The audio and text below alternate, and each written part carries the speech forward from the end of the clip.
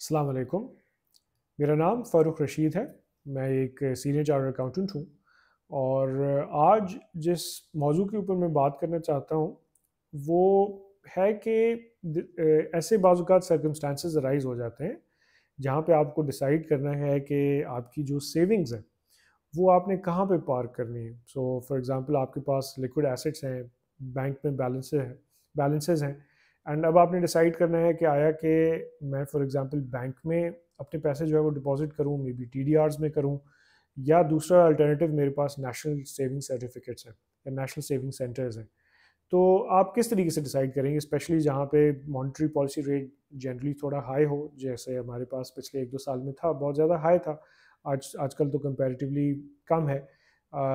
तो जब अगर फॉर एग्ज़ाम्पल आप नॉर्मल बैंक अकाउंट्स में या टीडीआरस में अपने फंड्स को डिपॉज़िट करते हैं, तो उसका आपको जो रिटर्न मिलेगा उसके ऊपर जो इंटरेस्ट इनकम मिलती है, तो उसका जो रेट ऑफ प्रॉफ़िट है, वो जनरली बहुत ज़्यादा हाई हो जाता है, स्पेशली अगर आपका क्यूमुलेटिव प्रॉफिट पूरे साल का 5 मिलियन को एक्सीड कर जाता है। Up to 5 million it is 15%।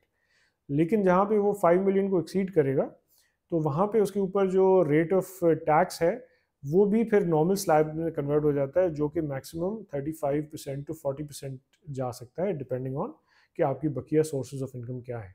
तो 15% सिर्फ 5 मिलियन तक, जहाँ से उसने आपको 5 मिलियन को एक्सीड किया, आपके जो रेट ऑफ जो रिटर्न है आपका on your T D Rs and P L S accounts या सेविंग अकाउंट्स, तो वहाँ पे फिर उसका टैक्स रेट बहुत हाई हो सकता है। इसके कंपैरिजन में अगर आप अपने फंड्स नेशनल सेविंग सेंटर्स में डिपॉजिट करते हैं, तो उसके जो अगर आप सर्टिफिकेट्स लें या उनके अकाउंट्स में अपने फंड्स मेंटेन करते हैं, तो वहाँ पे आपके पास ये बेनिफिट अवेलेबल है कि उसकी जो रेट ऑफ टैक्स है उसके ऊपर एक कैप है। सो एक सीलिंग है, वो 15% से कभी भी एक्सीड नहीं करेगा। और अलबत्ता ये होगा कि जब आपको शेयर ऑफ प्रॉफिट अपना मिलेगा, तो नेशनल सेविंग सेंटर उससे 15% टैक्स को विदहोल्ड कर लेगा और बकिया जो आपका प्रॉफिट है वो आपको डिस्ट्रीब्यूशन उसकी हो जाएगी, लेकिन 15% की डिडक्शन वहाँ पे हो जाएगी। लेकिन अच्छी बात यह है कि वो उससे ज़्यादा और फर्दर टैक्स अप्लाई होगा नहीं। तो 15% उसकी फाइनल डिस्चार्ज है।